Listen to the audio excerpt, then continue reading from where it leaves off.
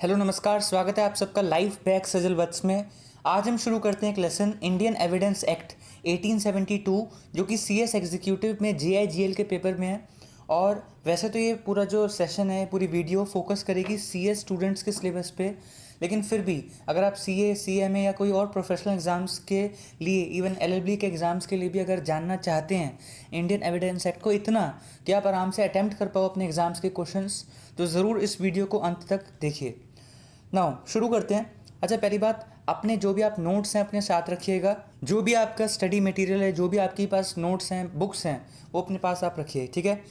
Now हम start करते हैं। कम ऑन, इंट्रोडक्शन में हम समझते हैं कि एविडेंस का मतलब क्या होता है और इसको रेगुलेट करने के लिए इस तरह का लॉ बनाया क्यों गया है।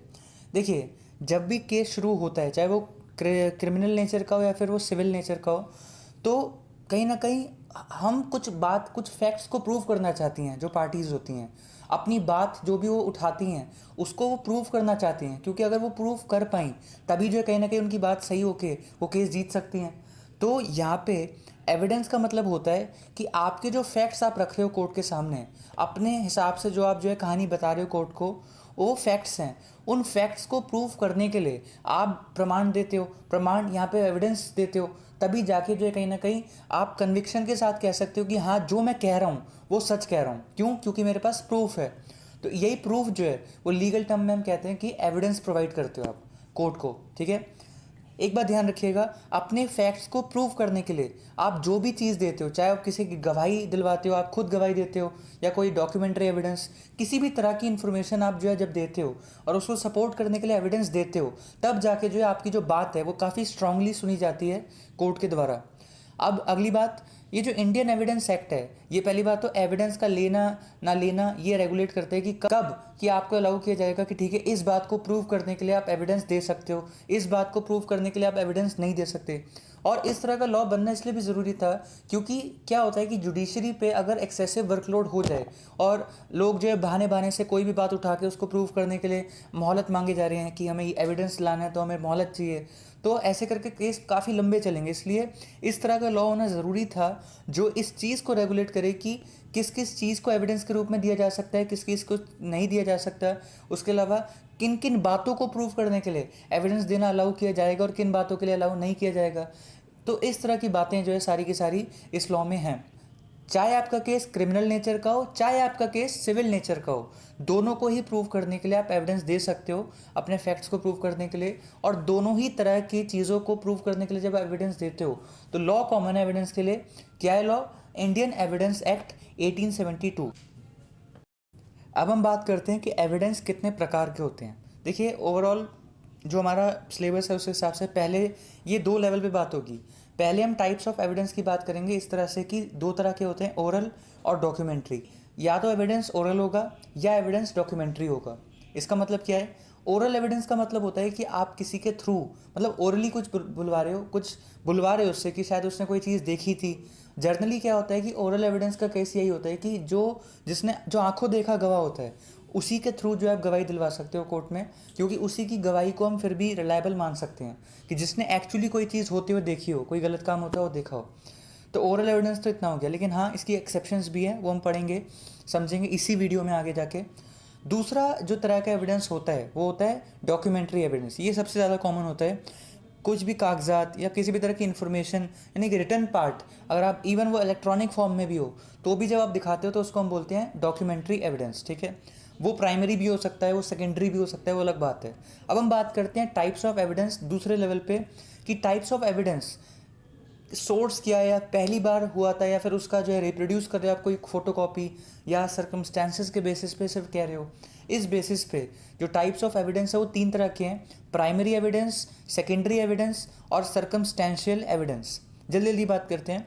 प्राइमरी एविडेंस का मतलब होता है जो एक्चुअली जो ओरिजिनल सोर्स है किसी चीज़ का, वो ही जो आप दिखा रहे हो कोर्ट में, उसके थ्रू आप अपनी बात प्रूव कर रहे हो, उसको हम कहते हैं प्राइमरी एविडेंस। यानी कि एक तरह से जो ओरिजिनल डॉक्यूमेंट्स है, अगर हम डॉक्यूमेंट की बात करें तो आप बिल्कुल जो है वही दिखा रहे हो, ओरिजिनल्स दिखा रहे हो, तो उसको हम कहते हैं प्राइमरी एविडेंस। यानी कि जो सबसे बेस्ट एविडेंस होता है वो आप जो है शो कर रहे हो कि मतलब उससे बेस्ट हो नहीं सकता था, बिल्कुल ओरिजिनल, आप इससे बेहतर और कुछ दिखा नहीं सकते थे, ये चीज़ आप दिखा रहे हो कोर्ट में, उसको हम कहते हैं प्राइमरी एविडेंस, ठीक है। और एक चीज़ और है यहाँ पे, मैं एक चीज़ और कनेक्ट करना चाहता हूँ इसके साथ कि अगर आपके पास सपोज प्राइमरी एविडेंस भी है और फोटोकॉपीज़ भी हैं, फोटोकॉपीज़ को अभी हम उसको नाम दे देते हैं सेकेंडरी एविडेंस, तो यानी कि आपके पास प्राइमरी भी है और सेकेंडरी भी है, तो आपको कौन सा दिखाना चाहिए कोर्ट में? तो इसका जवाब है प्राइमरी। क्यों? क्योंकि ज़्यादा स्ट्रॉन्ग एविडेंस माना जाता है प्राइमरी। क्यों? क्योंकि वो टेम्पर्ड नहीं है, वो कॉपीड नहीं है, वो ओरिजिनली जैसे वो उसने बेसिकली वो एग्जिस्टेंस में आया था, बर्थ हुआ था उस चीज़ का, वो एज इट इज़ आप दिखा रहे हो कोर्ट में। तो इसलिए सबसे बेस्ट एविडेंस होता है प्राइमरी एविडेंस को शो करना। यदि आप प्राइमरी एविडेंस के होने के बावजूद सेकेंडरी एविडेंस अगर देते हो कोर्ट में, तो कोर्ट जो है कहीं ना कहीं एक डॉक्ट्रिन होती है एडवर्स इन्फ्लुएंस वाली, कि कोर्ट कहीं ना कहीं आपके प्रति एक नेगेटिव ओपिनियन बना लेगा, और पूरा केस में वो चीज़ जो है कहीं ना कहीं जजेस के दिमाग में रहेगी कि यार इनके पास प्राइमरी एविडेंस था, फिर भी इन्होंने सेकेंडरी एविडेंस दिखाया, क्यों दिखाया होगा? क्या इनको विश्वास नहीं है? क्या इनका प्राइमरी एविडेंस नकली था? मतलब कुछ ना कुछ इस तरह का होगा कि आपको कहीं ना कहीं ये सीख मिल रही है यहाँ से कि अगर प्राइमरी एविडेंस आप दे सकते हो तो वही देना, सेकेंडरी नहीं। इसी के साथ हम बात करते हैं सेकेंडरी एविडेंस होता क्या है। सेकेंडरी एविडेंस का सिंपली मतलब होता है कि प्राइमरी जो ओरिजिनल चीज़ है बिल्कुल उसको ना देके आप कुछ या तो फोटोकॉपीज़ दिखा रहे हो, या ओरल एविडेंस में हम इस तरह से भी देखें कि जिसने आंखों देखी कोई चीज़ देखी एक्चुअली वो प्राइमरी था, आप उसको ना करके उसके थ्रू किसी ने कोई चीज़ सुनी हो उसको आप ला के कटघरे में कह रहे हो कि इसकी गवाही मैं दिलवाना चाहता हूँ। उसने खुद नहीं देखा था, वो उसने जिसने देखा था उससे सुना था। तो आप यहाँ पे जो है कहीं ना कहीं सेकेंडरी एविडेंस प्रोड्यूस कर रहे हो एक तरह से। तो अब यहाँ पे फोटोकॉपीज़ या इस तरह से ओरल एविडेंस अगर आप प्रोवाइड करते हो तो जाके जो हम कहते हैं कि हाँ ये आपने सेकेंडरी एविडेंस प्रोवाइड किया है। ये जो है कहीं ना कहीं रिलेटिवली स्ट्रॉन्ग नहीं होता इतना जितना प्राइमरी एविडेंस स्ट्रॉन्ग होता है, क्योंकि कहीं ना कहीं यहाँ पे डिस्टॉर्शन हो सकती है, टेम्परिंग हो सकती है। ठीक है। खैर एक बात और है, कुछ कुछ केसेस में हमने एक्सेप्शन में डाल रखा है इस बात को कि आपको प्राइमरी एविडेंस ही देना है, और हमने एक तरह से रिलैक्सेशन दिया पार्टीज़ को। 3 केसेस हैं। 3 केसेस क्या मतलब, यहाँ पे 3 केसेस में क्या है कि अगर आप प्राइमरी एविडेंस नहीं दे पाए और सेकेंडरी दे दिया तो भी चलेगा, कोई बात नहीं, फिर कोर्ट जो एडवर्स ओपिनियन नहीं बनाएगा, नेगेटिव ओपिनियन नहीं बनाएगा।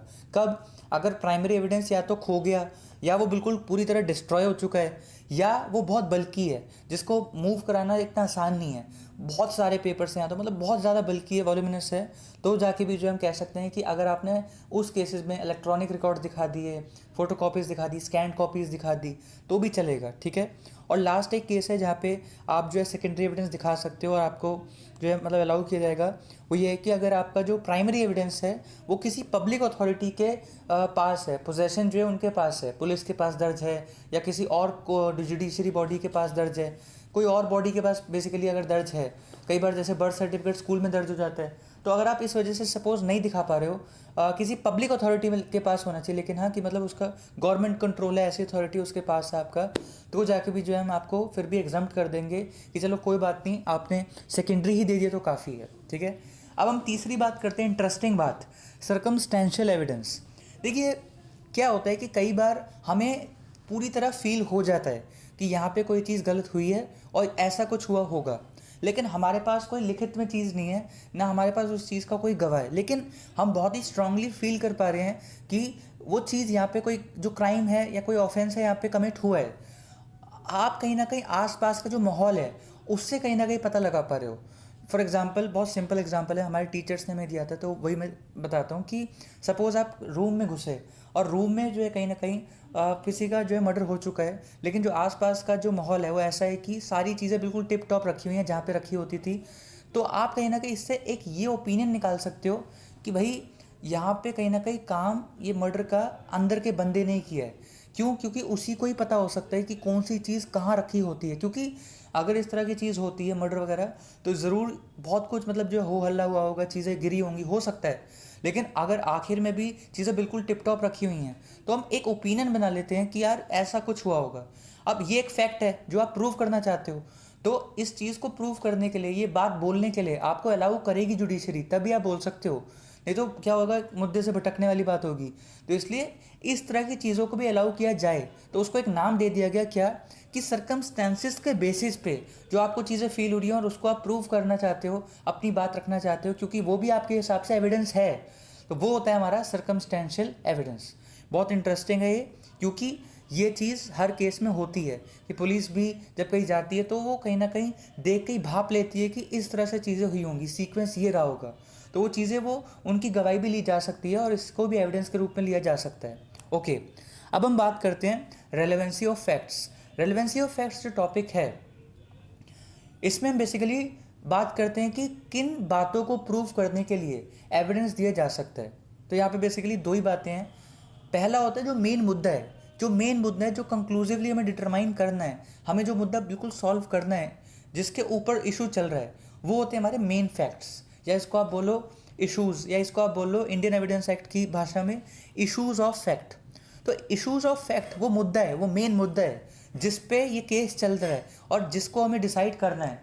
तो इशूज़ ऑफ फैक्ट वो फैक्ट्स हैं जो बातें जिस पे मुद्दा चल रहा है और इन बातों को मेनली आपको जो आप प्रूव करना चाहते हो और इनके लिए आप एविडेंस देना चाहते हो। तो ऑब्वियसली जिस मेन चीज़ पे केस चल रहा है उसको प्रूव करने के लिए क्या आपको एविडेंस देना अलाउ किया जाएगा कि नहीं? ऑब्वियसली हाँ। और किन बातों को प्रूव करने के लिए आपको एविडेंस देना अलाउ किया जाएगा?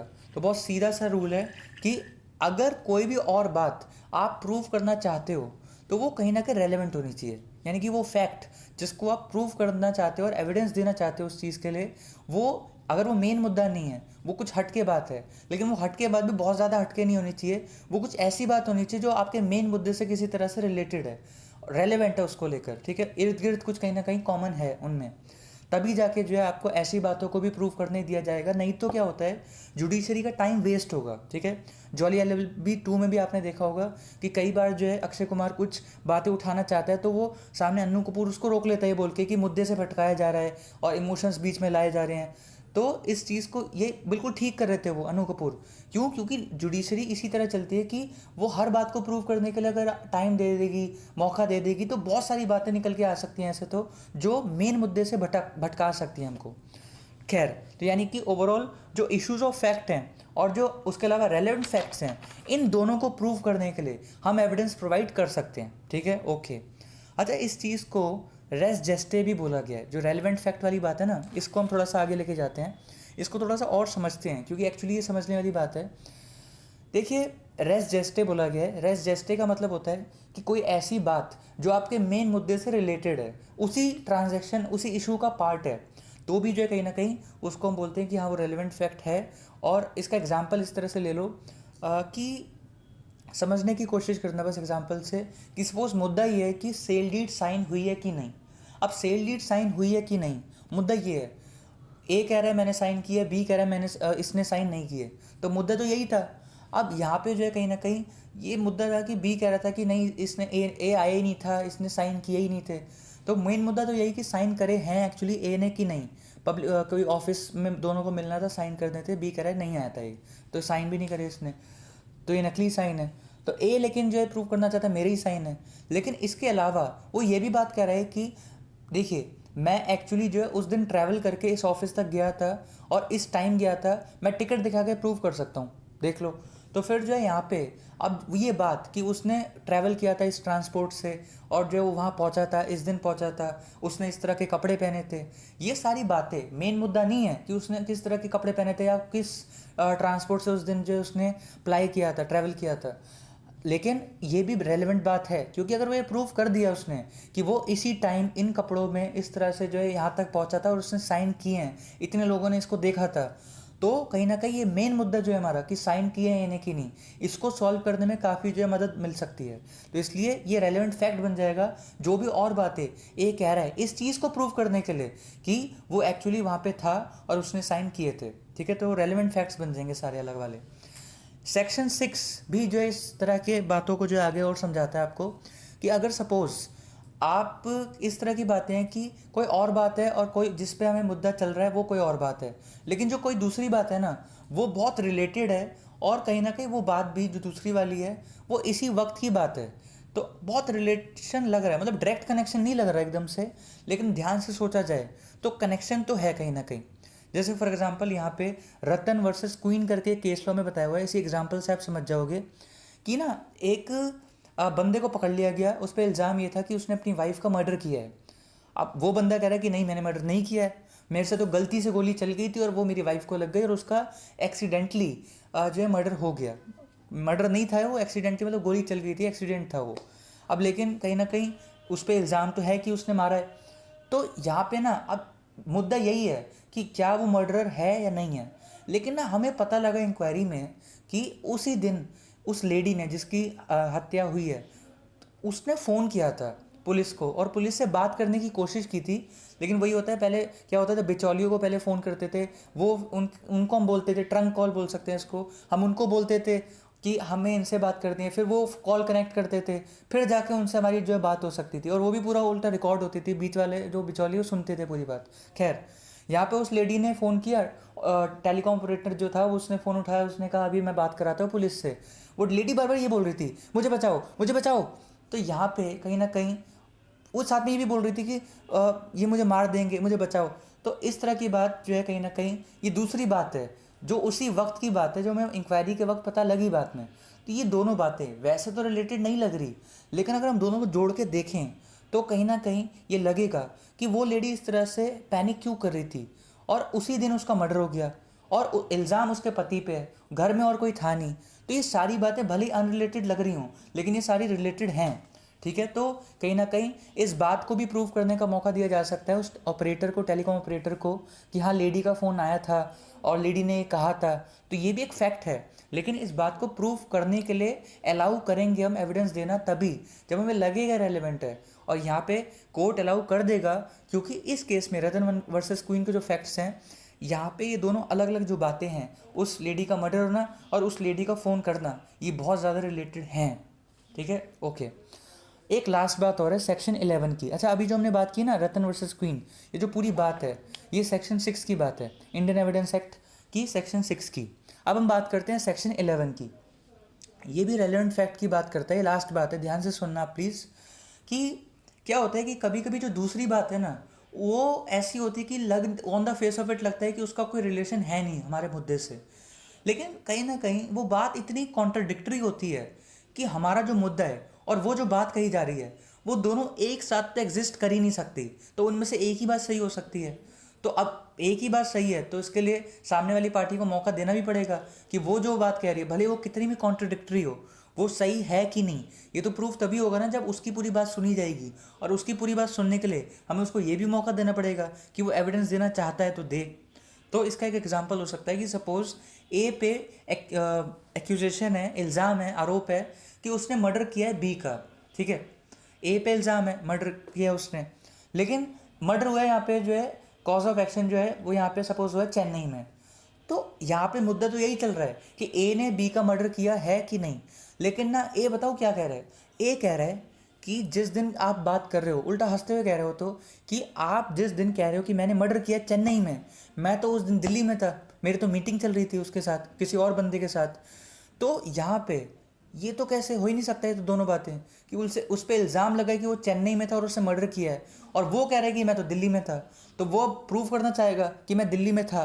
तो यहाँ पे ये बात बड़ी अजीब लग रही है कि वो दिल्ली में था, लेकिन क्योंकि ये भले ही कॉन्ट्रडिक्टरी बात है पर इसका हमें जानना ज़रूरी है कि क्या वो एक्चुअली दिल्ली में था कि नहीं। तो इसलिए इस बात को भी प्रूव करने के लिए ये बात को रेलेवेंट मान के हम उसको अलाउ करेंगे ए को कि वह हाँ चल प्रूव कर तू कि तू दिल्ली में ही था उस दिन, चेन्नई में नहीं था। ठीक है, ओके। तो ये सेक्शन 11 वाली बात हमने कर ली कि जिसमें अगर दो बातें बहुत इनकन्सिस्टेंट हैं, कॉन्ट्रडिक्टरी हैं, तो कहीं ना कहीं दूसरी बात भी रेलेवेंट बन जाती है और फिर उसको भी प्रूव करने को मौका दिया जाता है कि वो एविडेंस दिया जा सकता है उसको प्रूव करने के लिए। ओके, ठीक है, वी होप कि आपको समझ आ रहा होगा ना। अब आगे बात करते हैं, अगर आप चाहो तो 1 मिनट के बीच में रेस्ट ले सकते हो, काफ़ी हैवी बातें निकल गई हैं। खैर, अब हम आगे बात करते हैं, सेक्शन 45 से 51 की बात करते हैं। बहुत सिंपल बात है। देखिए, जो पार्टीज़ होती हैं जर्नली बुरा तो किसी के साथ भी हो सकता है, एग्रीड पार्टी तो कोई भी बन सकती है। तो ऐसा हमेशा थोड़ी होगा कि वो एक्सपर्ट हो किसी फील्ड में, किसी भी बंदे के साथ जो है कुछ गलत हो सकता है। तो जब वो एविडेंस देता है तो कई बार उसकी बातों को जो है सिरे से नकार दिया जाता है, उसको इतना सीरियसली लिया नहीं जाता। तो वो कई बार उसको जो है वो लगता है कि यार मेरी बात को इतना सीरियसली लिया जा नहीं रहा, मैं क्या करता हूँ यही बात मैं अगर किसी एक्सपर्ट के थ्रू बुलवा दूँ तो कहीं ना कहीं बात में दम आएगा, बात में कहीं ना कहीं कन्विक्शन और बढ़ेगी। तो कहीं ना कहीं इस चीज़ को करने के लिए पार्टीज़ क्या करती हैं, चीज़ देखी गई कि पार्टीज़ अपनी बात को प्रूव करने के लिए, एविडेंस देने के लिए बहुत सारी रिपोर्ट्स, सर्टिफिकेशन, एक्सपर्ट ओपिनियन भी जो है साथ में लगाती हैं। और यहाँ पे वो इसलिए लगाती हैं क्योंकि उससे उनकी बात में वज़न आता है। तो यही बोल रखा है 45 से 51 में कि अगर अपनी बात को प्रूव करने के लिए, एविडेंस देने के लिए, अगर आप किसी हैंड राइटिंग एक्सपर्ट या कोई ऐसी अथॉरिटी जो सर्टिफिकेट अथॉरिटी है इंफॉर्मेशन टेक्नोलॉजी एक्ट में, तो वो ये प्रूव कर सकते हैं कि हाँ ये इलेक्ट्रॉनिक सिग्नेचर जेन्युइन है, या फिर आप किसी फॉरेंसिक एक्सपर्ट या बहुत सारे जो एक्सपर्ट्स होते हैं अलग अलग फील्ड में, अगर आप उनकी मदद लेते हो और उनकी एक्सपर्ट ओपिनियन को ढाल बना के और एविडेंस के रूप में दिखाते हो, तो आपको अलाउ किया जाएगा, क्योंकि कहीं ना कहीं पार्टीज़ के पास ये एक बहुत अच्छा रास्ता है कि वो अपनी बात कन्विक्शन के साथ रख सके जुडिशरी के सामने। तो बेसिकली हमने बस यही बोला है यहाँ पे कि अलग अलग जो तरह की अलग अलग एक्ट में या अलग अलग जो लोग हैं जो किसी फील्ड में एक्सपर्ट हैं, तो उनकी कही हुई बात उनके थ्रू अगर आप जो है कहीं ना कहीं बुलवा दो, तो वो एक्सपर्ट ओपिनियन को भी हम सीरियसली लेंगे और अलाउ करेंगे आपको कि ठीक है इस चीज़ को हम एज ए एविडेंस जो एंटरटेन करेंगे। तो कोर्ट्स इस चीज़ को अलाउ करते हैं, ठीक है। तो ओवरऑल 45 से 51 में यही बात है।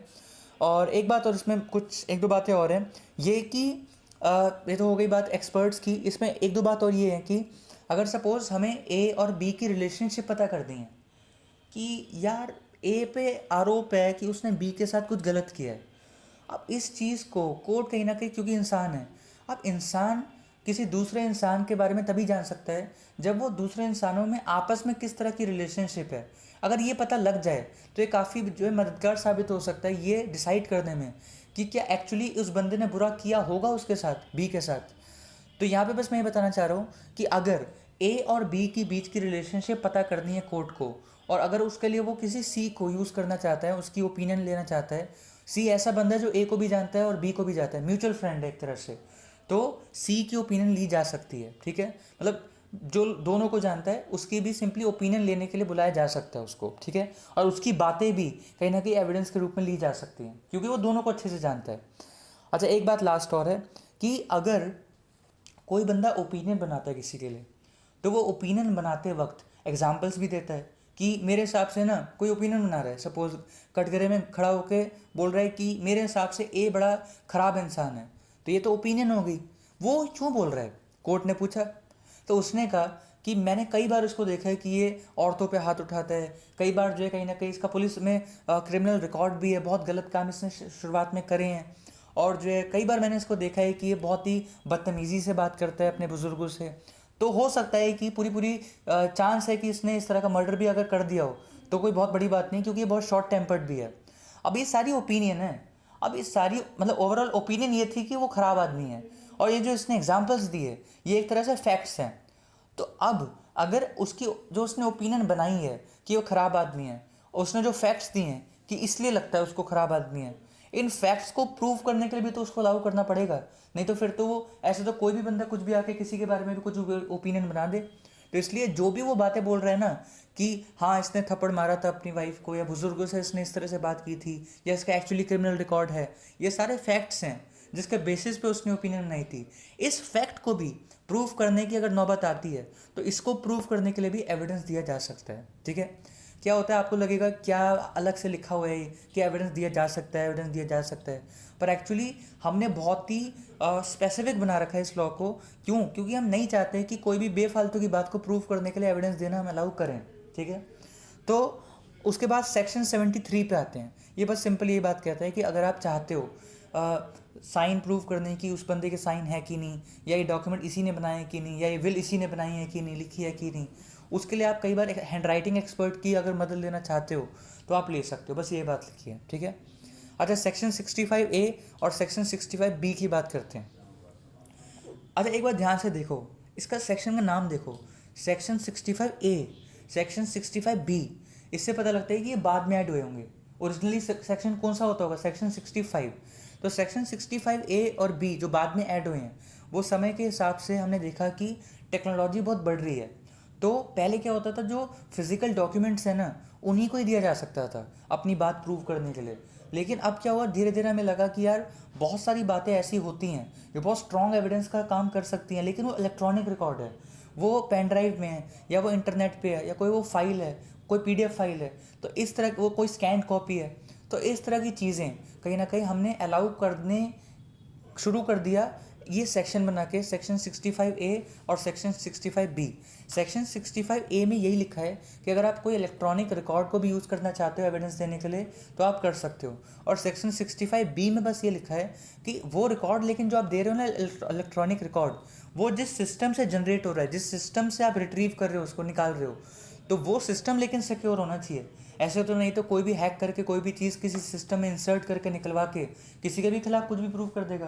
तो इसलिए अगर आप कोई इलेक्ट्रॉनिक रिकॉर्ड लाते हो तो आपको साथ में ये भी प्रूव करना पड़ेगा कि जिस सिस्टम से निकाला है वो सिस्टम काफ़ी सिक्योर था और ये रिलायबल इन्फॉर्मेशन है, इसलिए इसको एविडेंस के रूप में लिया जाए। ओके, तो ये बात हो गई सेक्शन 65A और सेक्शन 65B की। अब हम बात करते हैं सेक्शन 8 की।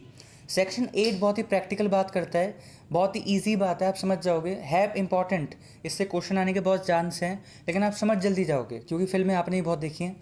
मोटिव, प्रिपरेशन एंड कंडक्ट, ये 3 स्टेजेस हैं। ये जो 3 स्टेजेस हैं, जब कहीं ना कहीं तीनों जब पार हो जाते हैं, तीनों जब हम कहीं ना कहीं अचीव कर लेते हैं, तब जाके कहा जाता है कि हाँ एक्चुअली कोई सीरियस क्राइम कमिट हुआ है। ये तीनों स्टेज क्या है, नाम क्या है? सबसे पहले मोटिव, फिर प्रिपरेशन और तीसरा है कंडक्ट। पहला स्टेज है मोटिव। क्या होता है कि अगर आपको ये प्रूव करना है कि किसी ने किसी के खिलाफ सीरियस क्राइम कमिट किया है तो ये तीनों चीज़ें होनी चाहिए, ठीक है। तो पहला है मोटिव। मोटिव ये कहते हैं कि कहीं ना कहीं उस बंदे के अंदर वो डिज़ायर होनी चाहिए कि हाँ वो किसी का बुरा करना चाहता है। ये पहली जो है कहीं की रिक्वायरमेंट है। अगर आप प्रूव करना चाहते हो कि हाँ मैंसरिया था, मेलिफाइड पर्पस था, तो आपको यही प्रूव करना पड़ेगा कि हाँ एक्चुअली मेलिफाइड पर्पस था, उसकी इंटेंशन थी कि वो उसको मारना चाहता था या उसके साथ गलत करना चाहता था, उसकी प्रॉपर्टी के साथ कुछ गलत करना चाहता था। तो ये होता है मोटिव, ठीक है। ध्यान रखिएगा, मोटिव बहुत इंपॉर्टेंट है। मोटिव के बिना अगर कोई काम होता है तो वो एक्सीडेंट बोला जाता है एक तरह से। क्योंकि अगर सपोज़ बच्चे के हाथ से कुछ गलत काम हो जाए, कोई चाकू लग जाए, कोई गोली चल जाए, लेकिन मोटिव तो ऑब्वियसली नहीं है अगर उसका, तो वो सिर्फ एक्शन हुआ है, एक तरह से कंडक्ट हुआ है, जो हम लास्ट में पढ़ेंगे यहाँ पे। लेकिन उसको क्या बोला जाएगा? क्या क्राइम बोल के उसको अंदर कर दिया जाएगा, फांसी पे लटका दिया जाएगा? नहीं। क्यों? क्योंकि यहाँ पे मोटिव नहीं है। तो क्रिमिनल लॉ में क्राइम जब हम प्रूव करना चाहते हैं तो यहाँ पे बहुत इंपॉर्टेंट हो जाता है मोटिव प्रूव करना, कि हाँ उसका मैलिफाइड इंटेंशन था, ठीक है। नाउ मोटिव के बाद जो अगला स्टेप आता है, जिसको हमें कहीं ना कहीं क्रॉस करता हुआ दिखाना होता है कि हाँ एक्यूज़ ने ये चीज़ भी करी थी, वो होता है प्रिपरेशन। मोटिव से अकेले से कुछ नहीं होता, क्योंकि ऐसे तो दिन भर में बहुत लोग एक दूसरे को कहते हैं कि मैं तुझे मार दूंगा, तू देखियो, तू बाहर मिली है वो। लेकिन इस कहने से सिर्फ मोटिव तो झलक रहा है, लेकिन एक्चुअली अगर उसके बाद उन्होंने कुछ नहीं किया तो क्या आप उसको अंदर कर दोगे? नहीं कर सकते, क्योंकि सिर्फ मोटिव था, उसके अलावा कुछ नहीं हुआ यहाँ पे। उसके बाद हम बात कर रहे थे कि प्रिपरेशन में क्या होगा। प्रिपरेशन में क्या होगा कि जो मोटिव आप जो कह रहे हो उसको अचीव करने के लिए उस बंदे ने, जो अक्यूज्ड है, उसने एक्चुअली कुछ तैयारियां भी की थी। जैसे अगर सपोज आप ये प्रूव करना चाहते हो कि ए ने बी का मर्डर किया, तो यहाँ पे आपने ये प्रूव कर दिया कि ए की दुश्मनी थी बी के साथ, तो आपने मोटिव प्रूव कर दिया कि हाँ ए करना चाहता था मर्डर बी का। आपने साथ में ये भी प्रूव कर दिया कि प्रिपरेशन भी थी। कैसे? कि ए के घर से बंदूक मिली थी, उसके अलावा और भी औजार मिले थे, यानी कि ए ने तैयारियां पूरी कर ली थी। जो भी ऐसी चीज़ें ज़रूरी थी खरीदनी या जो ऑर्गेनाइजेशन अरेंजमेंट करने ज़रूरी थे घर में, ताकि वो इस तरह का क्राइम कमिट कर पाए स्मूथली, तो वो उसने करी थे प्रिपरेशंस। और लास्ट आता है हमारा जो स्टेप है, स्टेज कंडक्ट, यानी कि एक्चुअली अटैम्प्ट करना। वो चीज़ जो आप मोटिव में सोच रहे थे, वो एक्चुअली जिसके लिए आपने प्रिपरेशन की थी, उसके लिए एक्चुअली करना, वो चीज़ कमिट करना। अब वो चीज़ हो जाए या वो नहीं हो पाए, यानी कि अगर मैं अटैम्प्ट कर रहा हूँ मर्डर का, भले ही मर्डर नहीं हुआ, लेकिन मेरा अटैम्प्ट करना ही काफ़ी है, वो कंडक्ट बोला जाएगा। और मर्डर हो गया तो फिर तो एक्चुअली कंडक्ट है ही है। तो कंडक्ट में अटैम्प्ट करना या फिर एक्चुअली वो क्राइम कर डालना, दोनों ही जो है कंडक्ट बोले जाते हैं, ठीक है। तो ये तीनों चीज़ें जब होती हैं तब हम कहते हैं कि हाँ कोई सीरियस क्राइम कमिट हुआ है, ठीक है। मैं इस पर ज़्यादा बोल नहीं रहा, क्योंकि इस तरह की बातें आप जो आए दिन सुनते हो कि हाँ तीनों चीज़ें होनी चाहिए, तभी जेन्युइनली या कोई बंदा जो है प्रूव कर सकता है कि हाँ सामने वाला बंदा पूरी तरह गलत है। अब हम बात करते हैं बहुत ही इंपॉर्टेंट टॉपिक की, मतलब अब जितने भी टॉपिक्स हैं उनमें ये जो हम टॉपिक हम बात करेंगे, एडमिशन एंड कन्फेशन, ये बहुत इंपॉर्टेंट है, ध्यान से समझना। एडमिशन को समझते हैं। एडमिशन का मतलब होता है कि आप सिंपली किसी के खिलाफ कोई बात कह रहे हो, या इवन खिलाफ भी क्या, आप कोई बात बता रहे हो जिसके खिलाफ ट्रायल चल रहा है, जो एक्यूज्ड है उसके खिलाफ किसी ने कुछ बोल दिया या वो कुछ बोल रहा है, यानी कि जितनी भी स्टेटमेंट्स हमें पता लगती हैं जो कि एक बार ट्रायल शुरू हो जाता है, वो सारी होती है एडमिशन। यानी कि किसी ने कोई चीज़ एडमिट की है किसी के बारे में या अपने बारे में, या सिंपली कोई इन्फॉर्मेशन प्रोवाइड की है। तो ये सारी जो स्टेटमेंट्स होती हैं ट्रायल शुरू होने के बाद हमें पता लगती हैं, जो इन्फॉर्मेशन पता लगती रहती है, वो सारे होते हैं एडमिशंस। ठीक है। कन्फेशन का मतलब क्या होता है? कन्फेशन का मतलब होता है, जो आप जनरली इंग्लिश वर्ड भी आपने जो सुना होगा वही है उसका मतलब, कि जब कोई बंदा अपनी लाइबिलिटी खुद ही स्वीकार कर लेता है, कि मतलब वो खुद ही स्वीकार कर लेता है कि हाँ मैं गिल्टी हूँ, मैंने ये गलत काम किया है, तो वो इसको कहते हैं हम कन्फेशन। ठीक है। तो एडमिशन का मतलब होता है सारी बातें जो ट्रायल शुरू होने के बाद पता लगती रहती हैं, वो सारे एडमिशन है। उनमें से वो बात जो खुद ही एक्यूज ने अपने खिलाफ बोली है कि हाँ मैं गलत हूँ, उस तरह की एडमिशन को हम स्पेसिफिकली क्या बोलते हैं? कन्फेशन। ठीक है। बस अगर आपको इतना ही समझ आ गया तो जो है आपका आगे का टॉपिक जल्दी समझ आ जाएगा।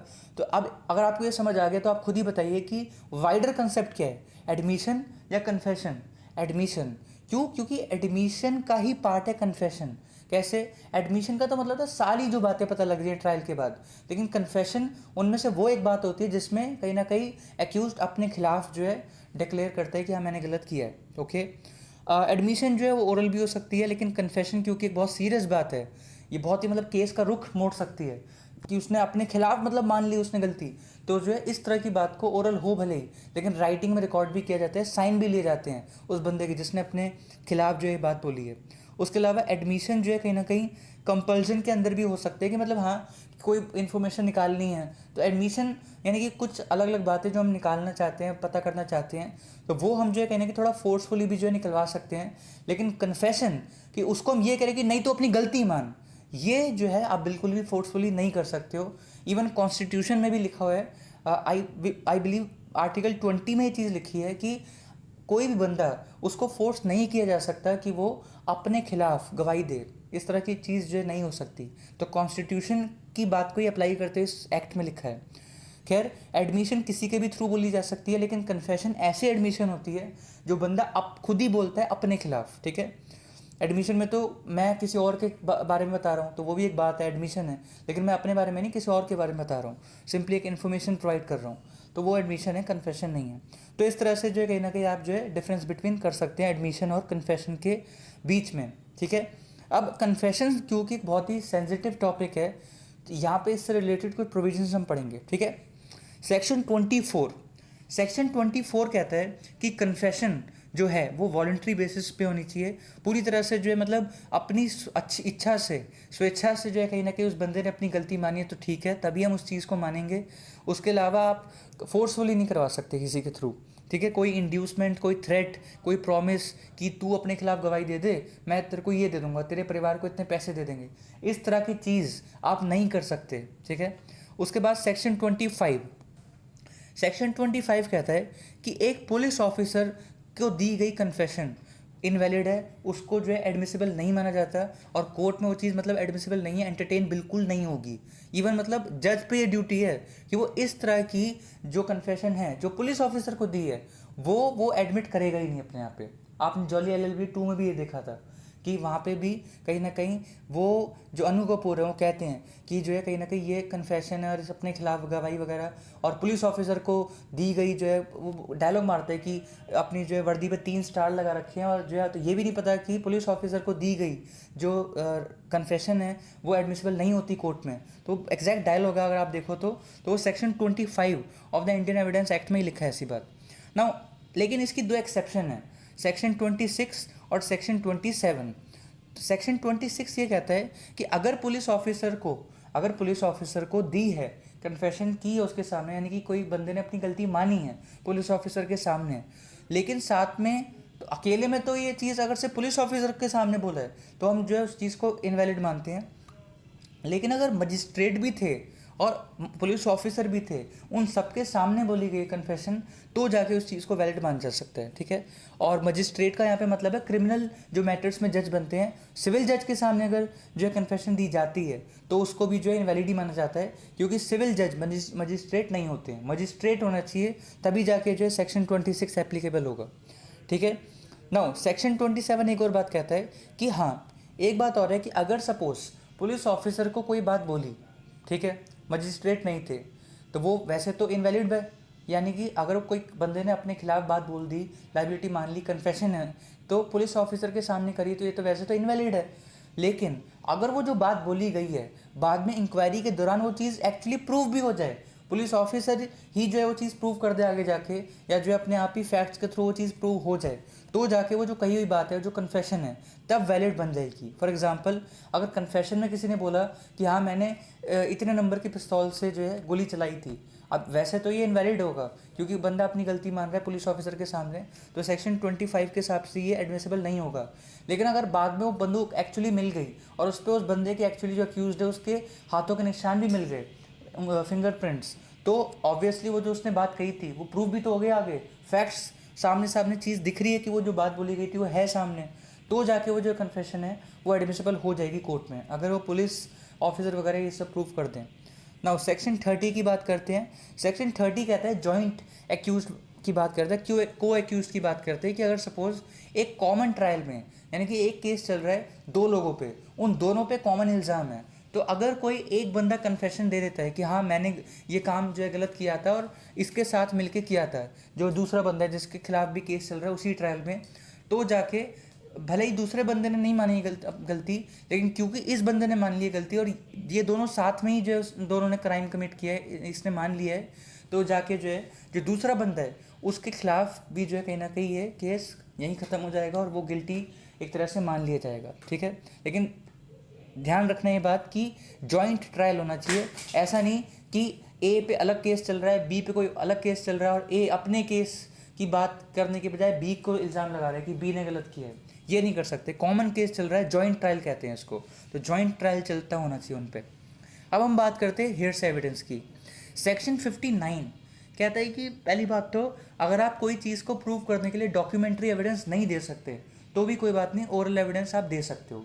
ठीक है, यहाँ पे मतलब अलाउ किया जाता है कि ओरल एविडेंस आप दे सकते हो, लेकिन सेक्शन 60 एक चीज़ क्लैरिफाई करता है कि वो जो ओरल एविडेंस है वो डायरेक्ट एविडेंस होना चाहिए, यानी कि डायरेक्ट विटनेस होना चाहिए, यानी कि एक्चुअली वो चश्मदीद गवाह होना चाहिए, उसने वो चीज़ एक्चुअली होते हुए देखना चाहिए, यानी कि प्राइमरी होना चाहिए एविडेंस।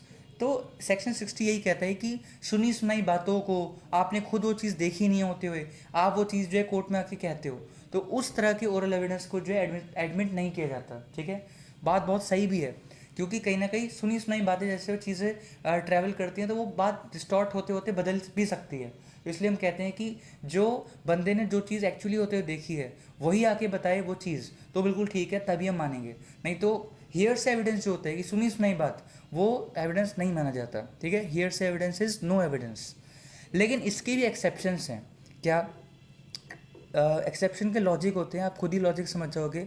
अगर सपोज कि जो है कहीं ना कहीं कोई और बंदा जो है गवाही दे रहा है, लेकिन वो गवाही जो है बहुत ही क्लोजली रिलेटेड है, बहुत क्लोजली रिलेटेड है उस बात से जो बात हम प्रूव करना चाहते हैं, तो भले ही वो चीज़ उसने होते हुए देखी ही नहीं थी तब भी लेकिन उसकी गवाही को जो है वैलिड माना जाएगा और एविडेंस के रूप में ले लिया जा सकता है। ठीक है, इसका मतलब इसका एग्जाम्पल आप इस तरह से फटाफट देख लो कि हमने जो बात की थी अभी थोड़ी देर पहले कि वो लेडी जो है कहीं ना कहीं चिल्ला रही थी और वो टेलीकॉम ऑपरेटर को बार बार ये बोल रही थी कि प्लीज़ पुलिस को बुलाओ, पुलिस को बुलाओ। तो यहाँ पे टेलीकॉम ऑपरेटर गवाही देने अगर आए तो क्या उसने एक्चुअली कोई खून होता हुआ देखा है? नहीं, लेकिन क्या उसकी गवाही भी मायने रख सकती है? रख सकती है, तो इसलिए उसकी गवाही को अलाउ करने के लिए इस तरह की एक्सेप्शन जो है बनाई गई है। ठीक है, ओके। एक और है डाइंग डिक्लेरेशन।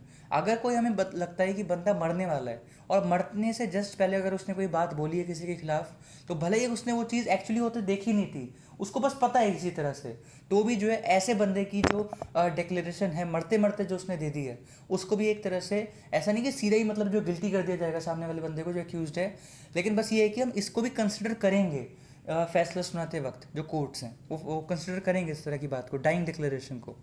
तो ये हो गया हमारा हियर्से एविडेंस की बात। एक चीज़ और बोल रखी है इसमें कि अगर हाँ सपोज कि अगर वो चीज़ जो कन्फेशन थी जो हमने ऊपर बात की, अगर वो एक्चुअली बाद में फैक्ट्स के रूप में प्रूफ हो जाए, और जैसे हमने एग्जांपल ली कि वो पिस्तौल पे जो है फिंगरप्रिंट्स मिल गए और इसी तरह की कन्फेशन भी की थी बंदे ने अपने खिलाफ, गिल्टी मान लिया था उसने अपने आप को, तो यहाँ पे जब पुलिस ऑफिसर जब आएंगे ये बात बोलने तो ये भी तो एक एविडेंस के रूप में लिया जाएगा, और वो भी तो ओरली बोल रहे हैं कि हाँ हमें वो पिस्तौल मिल गई है, उस पर उसके जो है फिंगरप्रिंट्स हैं, तो ये भी तो ओरल एविडेंस है।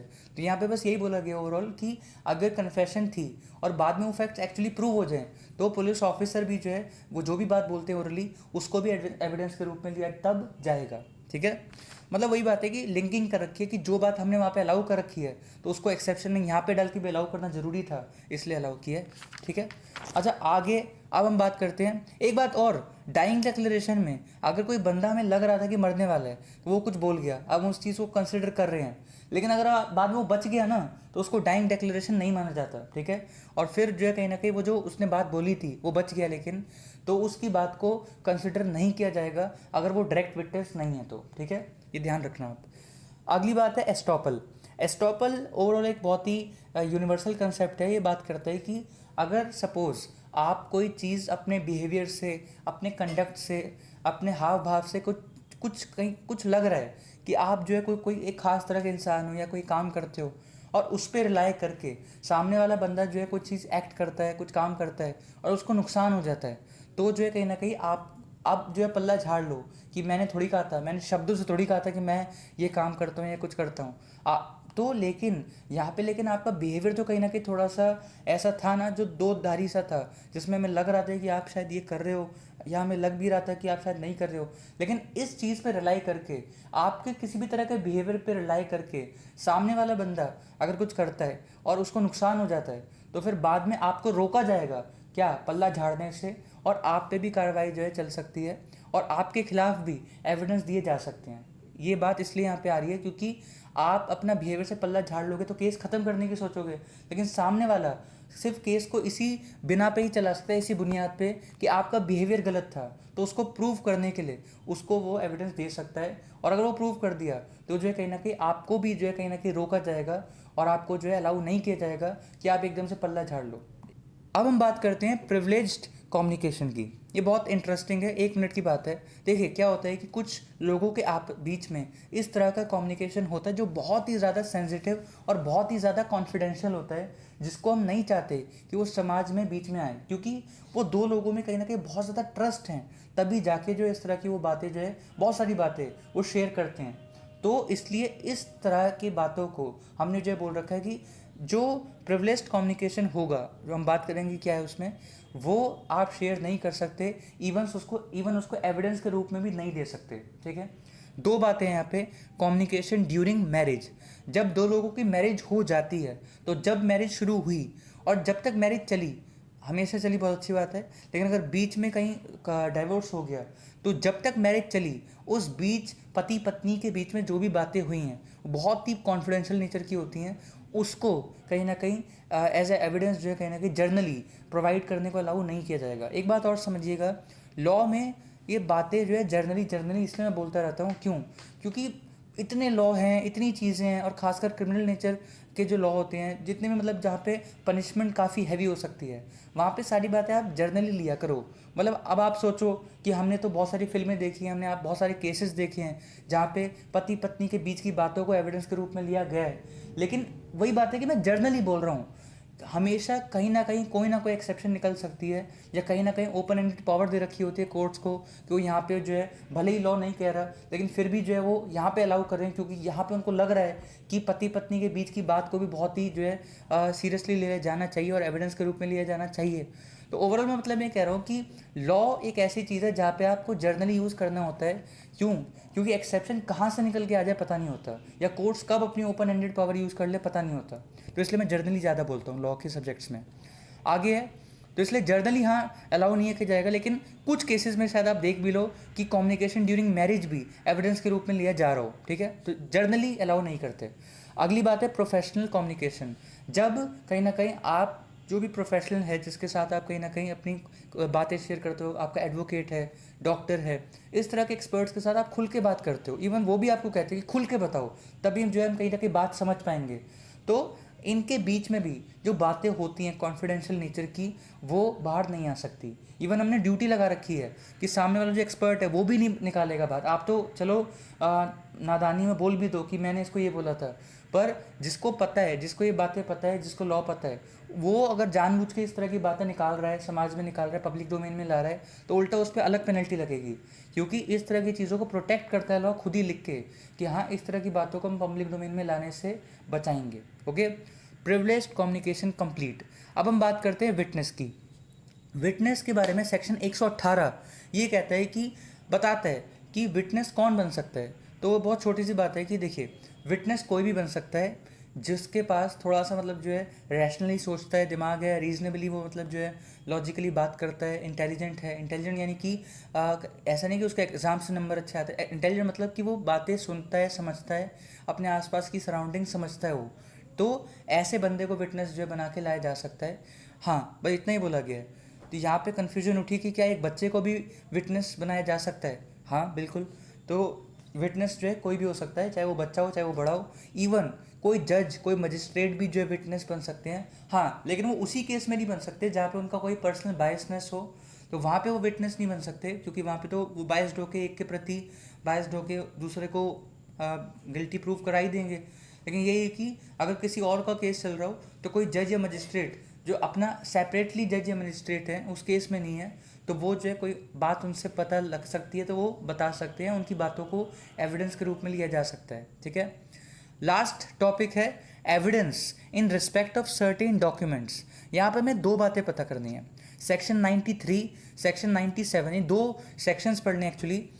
सेक्शन 93 कहता है, फटाफट बात करता हूँ, डाउट हो तो आप कमेंट सेक्शन में पूछ लीजिएगा। फिर भी सेक्शन 93 कहता है कि अगर कोई डॉक्यूमेंट की लैंग्वेज जो है बहुत ज़्यादा ही, मतलब बहुत ज़्यादा ही कंफ्यूजिंग है, कि लिखा है कि ना ए बी को ये प्रॉपर्टी बेच देगा 10,000 में या 15,000 में या 20,000 में, मतलब यही लिखा हुआ है, लिटरली यही लिखा हुआ है सपोज।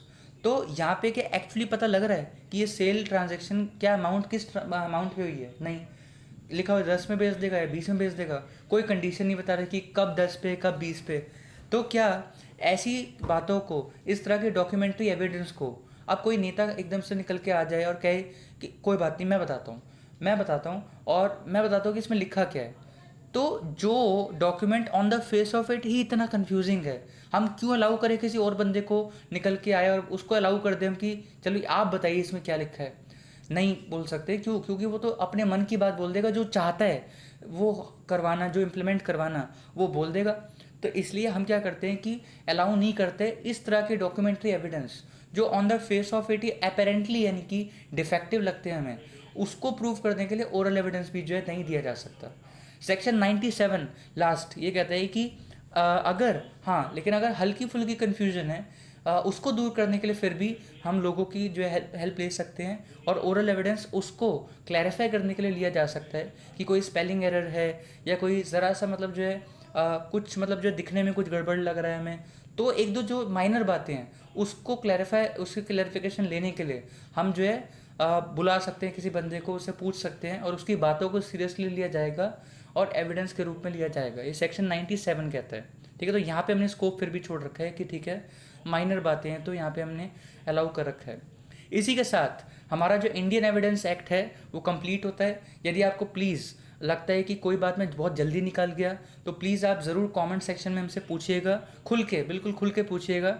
और कोई भी अगर और बात हो शेयर कर दी हूँ, एग्ज़ाम्स की तैयारी के बारे में बताना हो या कुछ डिस्कस करना हो तो ज़रूर कमेंट सेक्शन में हमसे बातें कीजिएगा ताकि हमारी और भी स्टूडेंट्स की हेल्प हो सके। थैंक यू सो मच कि आप लाइव बैक सजलवत्स पे आए। अब हम मिलेंगे आपसे नेक्स्ट वीडियो में। थैंक यू, शुक्रिया।